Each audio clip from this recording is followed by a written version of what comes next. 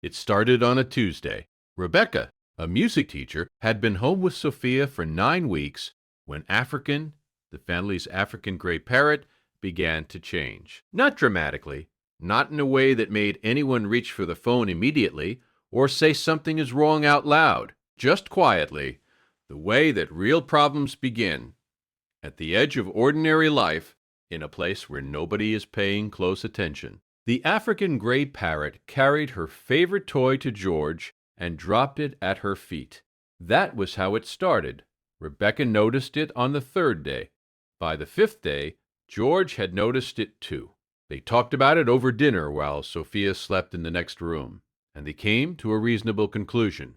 Rebecca called the vet and was told it was probably stress from the move. It made sense. It fit the pattern. They were not careless people. They were careful, attentive parents who had read the parenting books and baby-proofed the house and knew when to call the pediatrician and when to wait. They waited.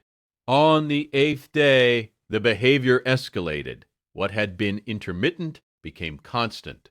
The African Grey Parrot stopped sleeping through the night. Rebecca would find she standing in the hallway at 2 in the morning, not pacing, not whining, just standing, facing Sophia's door, still, waiting for something that Rebecca could not identify. She told George she was starting to feel uneasy. He said he understood, but that they should give it another few days. They gave it 2 more days. On the 10th night, the African Grey Parrot did something it had never done before. Not once in the years they had owned. She pressed her entire weight against Sophia's bedroom door from the inside. When Rebecca opened the door at 3 a.m., she found the animal standing over Sophia's small form, not touching, just positioned, deliberate, certain. Rebecca stood in the doorway for 4 seconds. Then she turned on the light. What she saw made her reach for her phone before she had fully processed what she was looking at. The details will not be repeated here because they belong to the family and to Sophia's medical file. What matters is that emergency services arrived within 9 minutes. What matters is that the on-call physician later told Rebecca, standing in a hospital corridor while monitors beeped steadily from the room behind her, that the doctor looked at the readings and said the outcome without intervention was not something she wanted to describe. The doctor said one more thing. She said, whatever your animal was doing, it was right. The investigation afterward was thorough.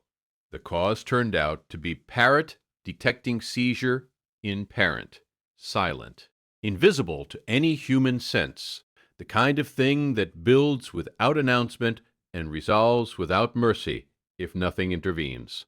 The African Grey Parrot had been detecting it, not learning it, not being trained for it, simply detecting it, the way animals detect things that exist beneath the threshold of human awareness. In the chemical signature of breath, in the microvibrations of a building, in the frequencies of air that carry information we have given up the ability to read. Rebecca sat in the hospital for 6 hours. She sat with her hands in her lap and thought about the 9 days she had watched the African Grey Parrot behave strangely and had found a reasonable explanation every single time. She thought about Rebecca, called the vet and was told it was probably stress from the move. She thought about how certain she had been. She had been wrong. George arrived at the hospital at 4 a.m. They didn't talk much.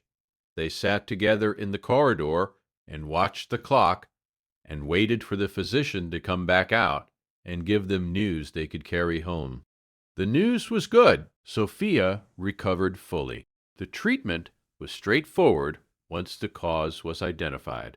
The attending pediatrician used the word fortunate twice in a single sentence, which is not something physicians do unless they mean it. When they brought Sophia home 3 days later, the African Grey Parrot was waiting at the front door. Not excited, not performative, just there in the way that a thing is there when it has been waiting because it knew to wait. Rebecca knelt on the floor. She put her arms around the animal's neck. She didn't say anything out loud. Some things don't need to be said. The African Grey Parrot has slept in Sophia's room every night since. Rebecca checks in each morning and finds them in the same configuration, the animal positioned at the foot of the small bed, watching the door, doing what animals do when they have accepted the job of watching over someone who cannot watch over themselves. If you have ever dismissed a pet's strange behavior as anxiety or jealousy or stress, stop. Watch it more carefully. Ask a different question. The answer you find might be one you needed a long time before you thought to look for it. What the family carried home from that experience was not just relief. It was a different kind of attention, the kind that notices small things before they become large things, the kind that doesn't rationalize a pet's behavior away when the rationalization feels just a little too convenient. The animal had been doing everything right from the beginning. It just needed one person to stop explaining it away. That person showed up in time.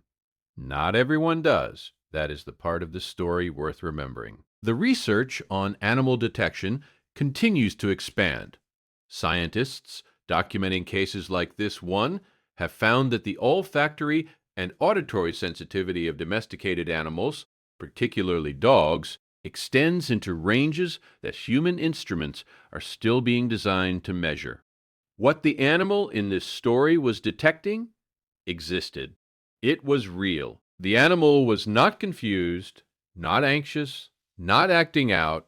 It was doing the most important work it would ever do in the only language it had, hoping someone would understand. This family did. Just in time,